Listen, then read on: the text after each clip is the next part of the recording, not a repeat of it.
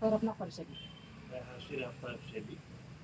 प्रबंधक सचिव मुतवल्ली शहर जामा मस्जिद शहर ईदगाह। सर ईदगाह का आपने जो सर्वे किया है, निरीक्षण किया है, जी, और क्या मतलब है निरीक्षण करने का? देखिए ऐसा है कि ईदगाह जो हमारी शहर की ईदगाह है, वो ईदगाह ज़मीन से, सड़क जो ज़मीन है शहर की, रोड जो है, रोड से काफ़ी नीचे हो गई है और आधे दूर का फर्श हमारा जो है वो कच्चा है। तो उसी सिलसिले में हम और हमारे इमाम साहब जामा मस्जिद मौलाना इंतखाब आलम साहब और हम सारे लोग गए वहाँ पर और जा कर के उसका मुआयना किया गया और ये इरादा किया गया है और ये सोचा गया है कि किसी भी तरह से इस दिक्कत को दूर किया जाए जिससे कि आवाम को कोई तकलीफ़ ना हो और ईद बकरीद की नमाज में हमारे नमाजियों को किसी तरह की तकलीफ़ ना हो और उसी सिलसिले में ये दौरा था। कितने वर्ग फिर जमीन ईदगाह की होगी और उसमें कितना बजट आ रहा है? ये ईदगाह की जो टोटल एरिया है वो लगभग 50,000 स्क्वायर फीट का एरिया है, काफ़ी बड़ा एरिया है और पहले आधे दूर का फर्श बना हुआ था और इस वक्त आधी ज़मीन जो हमारे ईदगाह की है वो कच्ची है, मतलब उसका फर्श नहीं बना है पक्का। उसमें एक बहुत दिक्कत आती है नमाजियों को वहाँ ईद बकरीद की नमाज जब वो अदा करने जाते हैं। और दूसरी जो सबसे बड़ी दिक्कत है वहाँ पर वो ये है कि जैसे बरसात का मौसम शुरू होता है तो बारिश अगर ज़्यादा हो जाती है तो सड़क का जो पानी है और नाले का गंदा पानी जो है वो ईदगाह के अंदर आ जाता है। तो ये एक बड़ी दिक्कत है। तो उसी सिलसिले में हमने जो सर्वे किया और हमारे साथ इमाम साहब भी मौजूद रहे, मस्जिद स्टाफ भी मौजूद रहा। उसको देखने के बाद लियाकत साहब राजू जो कॉन्ट्रैक्टर हैं वो अच्छा काम करते हैं इस फील्ड का, तो वो भी साथ में थे हमारे और उसमें सारा एरिया हम लोगों ने नापा और देखा कि किस तरह से इसको ऐसा बनाया जाए कि सड़क से ऊंचा भी हो जाए और बाहर का नाले का गंदा पानी और बरसात का पानी ईदगाह में भी ना आए और नमाजियों को किसी भी तरह की नमाज अदा करते वक्त कोई दिक्कत ना हो। तो हम सारे लोगों ने मिलके ये इरादा किया है। अभी तो हम लोग काम जो है वो इंशाल्लाह बरसात के बाद शुरू कराया जाएगा क्योंकि अभी पॉसिबल नहीं है मौसम को देखते हुए कि किसी भी तरह का कोई काम कराया जाए। और ईदगाह को लगभग मुझे ऐसा लगता है जैसा कि लियाकत साहब ने भी बताया जो कॉन्ट्रैक्टर हैं कि ज़मीन से हम लोगों ने जब नापा है पूरी ज़मीन को और रोड को जब देखा है तो लगभग अगर 1.5 से 2 फीट के करीब हम ईदगाह को ऊपर करते हैं तो ये दिक्कतें दूर हो जाएंगी। उसमें बजट कितने का आ रहा है? इसमें बजट देखिए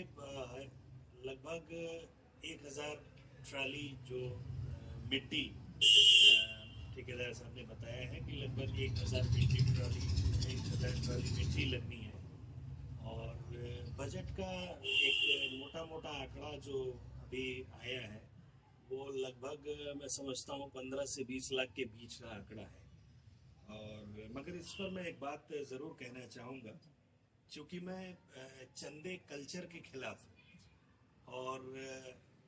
3 साल से ऊपर हो गया मुझे इस जिम्मेदारी पर रहते हुए। मैंने आज तक कभी 1 रुपया चंदा नहीं लिया है इदारे के नाम पर और मेरा ये मानना है कि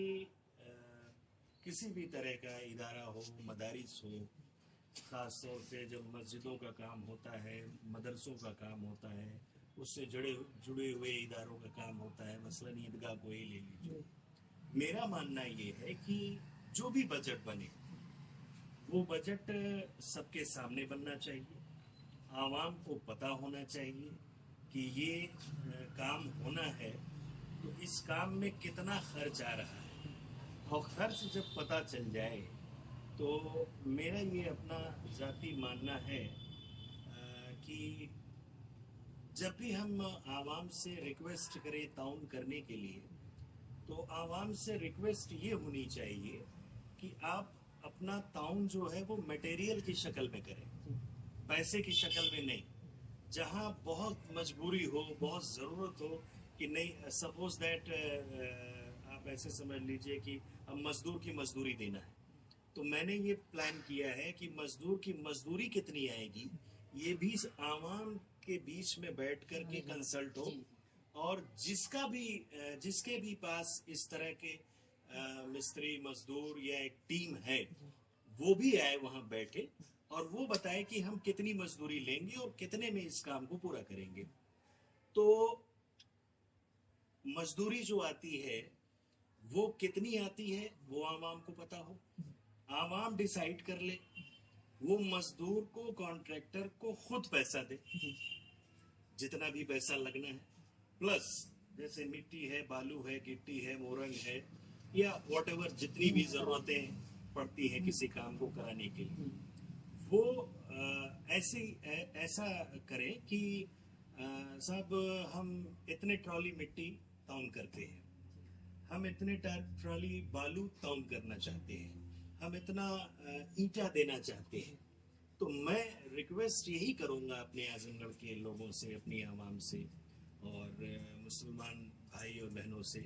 कि आप लोगों से पैसा नहीं चाहिए, पैसा आप दे भी ना, मैं इसके खिलाफ हूँ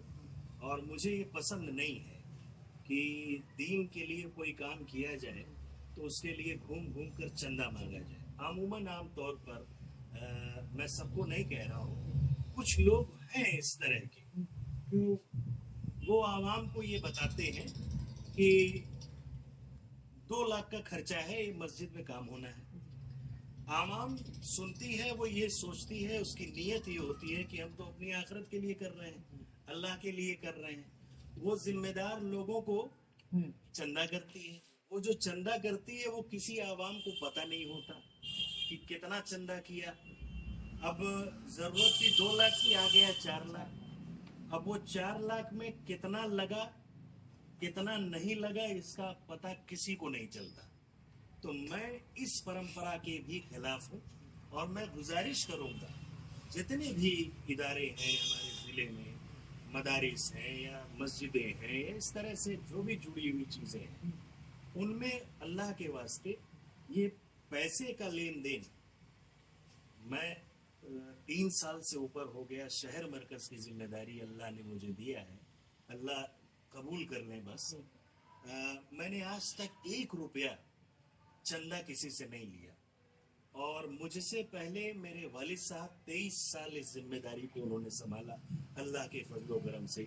उन्होंने अपनी पूरी जिंदगी में कभी 1 रुपया चंदा नहीं लिया। तो मैं ये मानता हूँ कि हम जिम्मेदार हैं, हम किसी पद पर हैं तो हम ही करें उस काम को, नहीं, हर मुसलमान का ये फर्ज है कि वो अगर कहीं इस तरह की कोई बात या जरूरत पड़ती है तो वो ताउन करें, मेहनत करें, खुद आकर के कराएं, साथ में मिलकर काम कराएं। मगर ये पैसे का लेन देन मैं इसके पक्ष में नहीं हूँ। मैं चाहता हूँ कि मैं गुजारिश करूँगा कि बजट पूरा क्लियर हो जाए। राजू साहब को हमने कहा है कि आप पूरी तरह से उसको बना लीजिए, इमाम साहब भी एग्री हैं सारी चीज़ों को लेकर के, और मस्जिद के और भी जो जिम्मेदार हैं, हमारे कमेटी के जो भी लोग हैं और शहर की जो मुसलमान हमारे भाई बहन हैं, आवाम हैं, लोग हैं, उन सारे लोगों से बैठ कर के बात होगी, मीटिंग होगी। मीटिंग होने के बाद जितना भी बजट आता है वो बजट सबसे पहले आवाम के सामने रखा जाए, उसको वेरीफाई करे आवाम और लोग, हर मुसलमान वेरीफाई करे कि ये जो बजट बना है ये बजट सही बना है कि नहीं सही बना है, क्या वाकई इतना पैसा लगेगा कि नहीं लगेगा। और अगर लगेगा तो हम यही गुजारिश करेंगे अपने एक एक मुसलमानों से, भाई बहनों से, कि आप लोग हमें पैसा मत दीजिए, पैसा मैं लूंगा भी नहीं, और न मैं इसके पक्ष में हूँ, इस कल्चर के ही पक्ष में मैं नहीं हूँ।